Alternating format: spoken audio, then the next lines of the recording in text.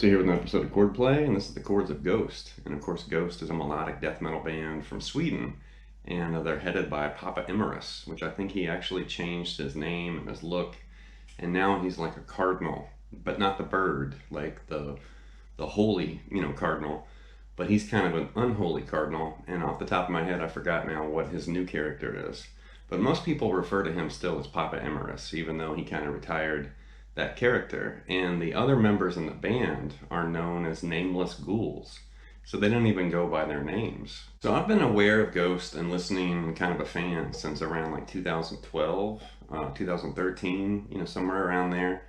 I caught the instrumental Genesis, which is from their debut album, and I really liked that instrumental. And I got it on iTunes, and I think I just had that one song.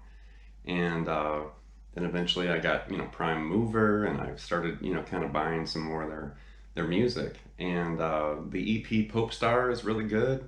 I didn't really care for their second album. It's okay. The debu's great. The second album's kind of, the Popestar EP is great. That has, Square Hammer and a bunch of covers, and the covers on there are phenomenal. And then also Meliora, that's basically the album there from 2015. I think that's their strongest album. They've been labeled a melodic death metal band, but they're really just a melodic metal band. I don't really hear the death metal, in their music, even though they're singing about the devil and hell and sins and all this kind of stuff.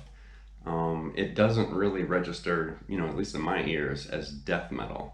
Melodic metal, sure, melodic hard rock, but stylistically it kind of reminds me of, like, say, the band Goblin, the group that recorded, the soundtrack from George Romero's Dawn of the Dead. It reminds me of Goblin mixed with, like, old Deep Purple and some other kind of 70s rock and prog. There's a little bit of Yes in there, just a little bit. And then maybe just kind of sprinkle, like, Scooby-Doo over the top of it for this kind of campy, kind of quirky style.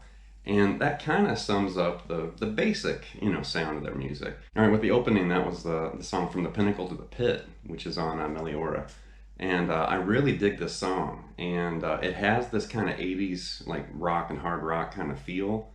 And it definitely reminds me of that era, like the early to mid 80s, hard rock scene. It kicks off and we've got this grungy kind of single note line, and it starts on the bass, and then a lead part comes in, and the rhythm guitar kind of doubles what the bass is doing. So this is all single notes.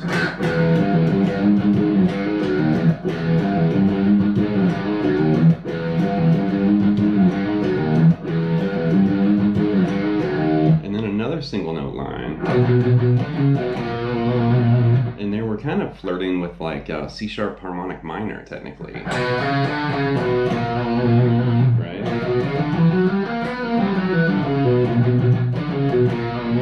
And then just an A power chord doing E. And then he starts doing this really cool, it's octaves. So we're going to basically dance between F sharp and G. And then you're also playing the low open E string in there too. That reminds me of, like, old Metallica and some thrash riffs.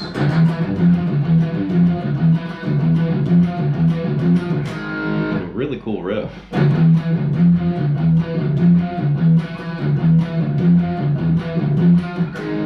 And then you're going to do that C-sharp harmonic minor run again. And then go right back to that single note riff again.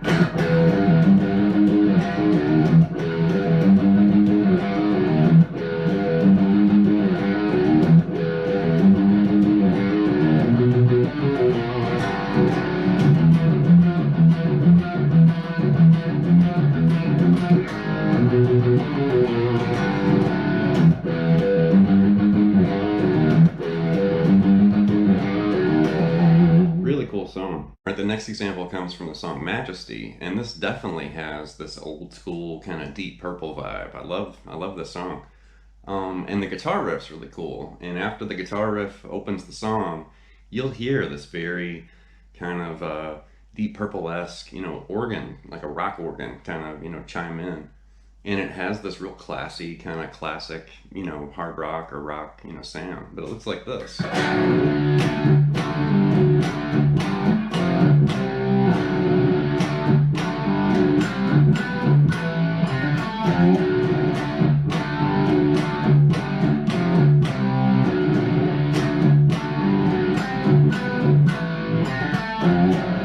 And I really like how he starts with this low E power chord and then slides into a higher E power chord. So you're kind of hearing this blur with that slide.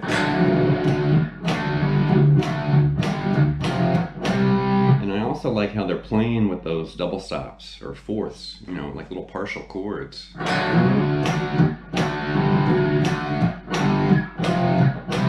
has a very classic, sound.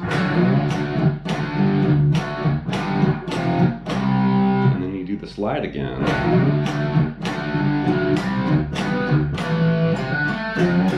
And we've been talking about that a lot here recently, with the Motley Crue Chordplay and some other ones too. And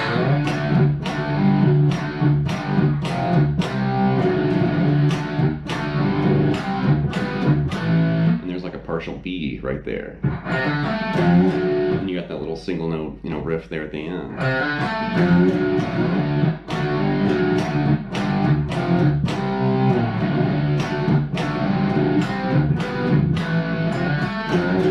The next example is the song Square Hammer, and you'll hear, two guitars kind of split off, and one guitar's, playing this melodic, single note phrase. The other guitar's playing power chords, and then, in the song, there's actually a pretty cool thing that they do with some of the chords, but it looks like this.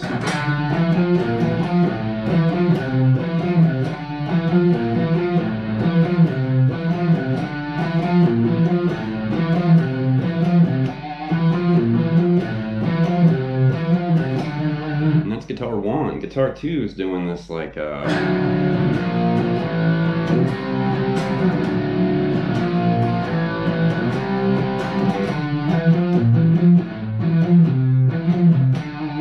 and then during like the chorus, basically, you'll hear this.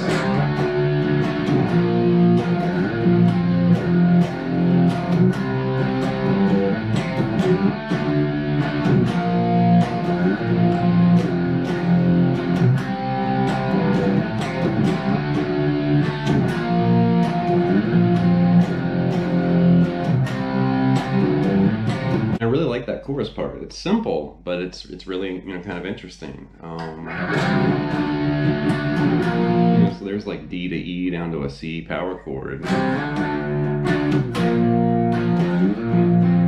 then right there they're basically kind of shift sliding into like a C add 9, or you can think of that as a sus2 too. I kind of base those or think of them around, those add 9 shapes, but you're just playing, 3 notes of that chord. At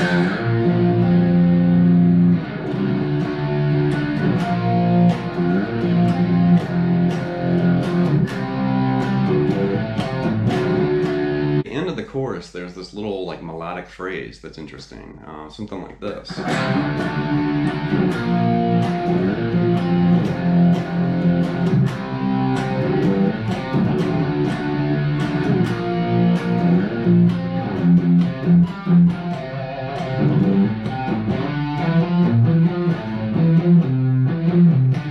And there you can see we're just kind of dancing around the octave, kind of. I like that.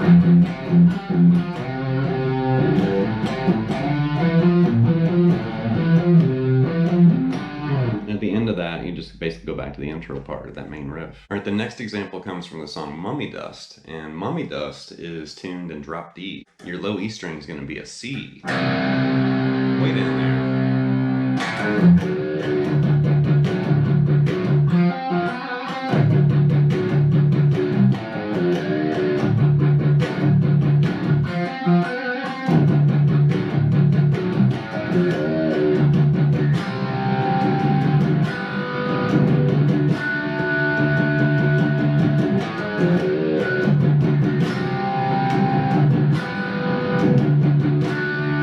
And I really like this riff. It's edgy and kind of heavy. It's detuned, of course.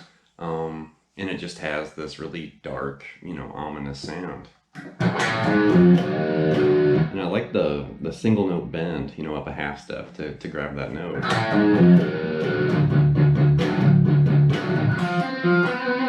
And that's just basically an open string kind of pull off hammer on lick.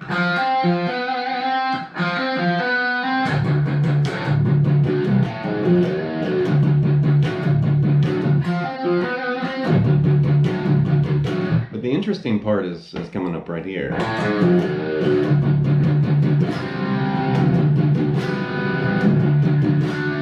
Where they're kind of catching those chords. So that's technically part of a D power chord, part of A, and then E. And I've seen some transcriptions online of this song, and I don't think they're correct. Now, honestly, I didn't verify this with live footage. I probably should have watched, some concert footage of Ghost to see how they actually play it. This is just a preference thing. I prefer to play it the way I just demonstrated it there. I've seen versions like this.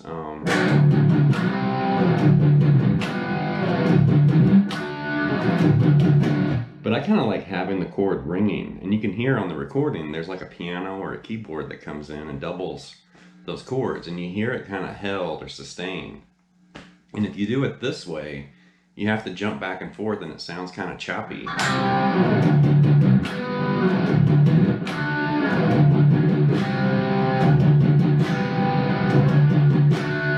It's just kind of a personal preference. I like the way that sounds. Same chords, just a different way of playing it. Right up next is the song He Is, and you can see we've switched to acoustic guitar, and we're still tuned down a whole step. So, grab your acoustic and tune it down, and you can kind of play around with this guitar part. It's pretty interesting. The chord progression, he's really flirting with like B minor to D, and F sharp minor, back to B minor again. But he's not doing it like that. They're doing it like this.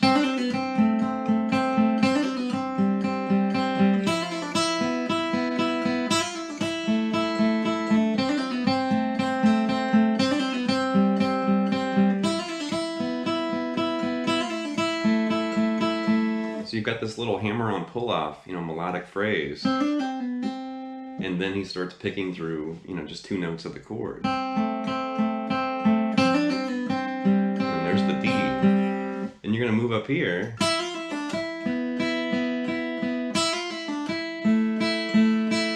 So once again, it's just little pieces and partial chords, but it's an interesting guitar part. It draws attention to itself. And when you click play on that song, that's the first thing you hear, and it grabs your attention. The last example here is from the song Cerise. This is the intro, and I'm a big believer in, acoustic guitar and also piano parts used, in the right way in metal and hard rock music. You can create this really eerie, spooky vibe with an acoustic guitar. I know a lot of metalheads and rock fans are like, well, acoustic's like for folk or something, or Bob Dylan or whatever. And yeah, you hear a lot of acoustic guitar in folk and folk rock and stuff. But, listen to something like, Mare de Gnome from A Perfect Circle. There's a lot of acoustic guitar on that album. And every time the acoustic guitar makes an appearance, it sounds like a horror movie or some kind of spooky, eerie, creepy thing. And it's like, oh man, that sounds awesome. In metal, or in a more of a minor or a darker world, the piano can sound really eerie and scary, where it's like, oh my gosh. Look at the theme from Halloween, that's creepy. And that's just a little piano motif, repeated over and over. And that's all you need.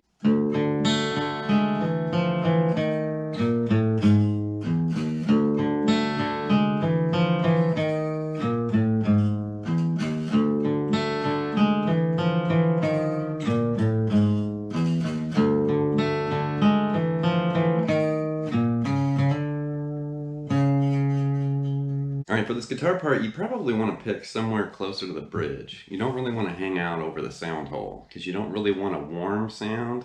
You want a little bit more of the bite, and that kind of thinner sound, from picking over here.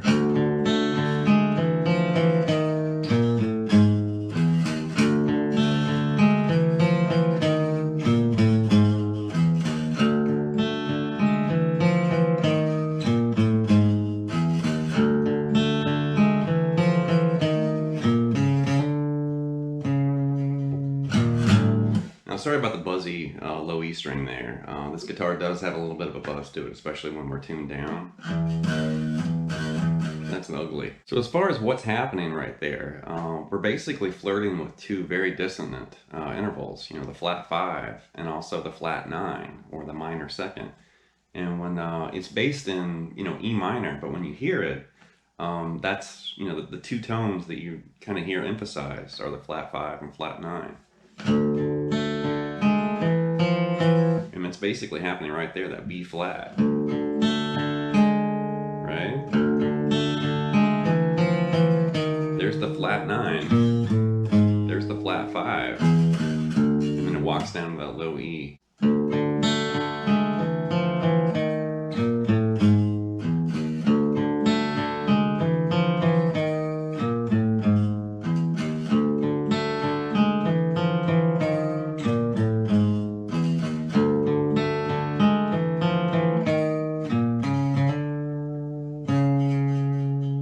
That's going to wrap this look at the Chords of Ghost, and definitely, you know, I put this together specifically for Halloween. It's like the day before Halloween, and I couldn't really think of a better band than Ghost. I mean, they're current, they're popular, they're active, you know, their music's interesting. It's not overly hard to play, but there's a lot of, you know, energy and kind of attitude, and they kind of have this vision, you know. And as soon as I picked it up, you know, and kind of noticed that, I was like, okay, I think I like these guys. They have their style. You know, they have a sound, they have an image, they have kind of this theme that they work with. Leave some feedback and some comments. Please subscribe to Late Night Lessons. Have a happy Halloween, and I'll be back before you know it with more material, lessons, and content. Thank you.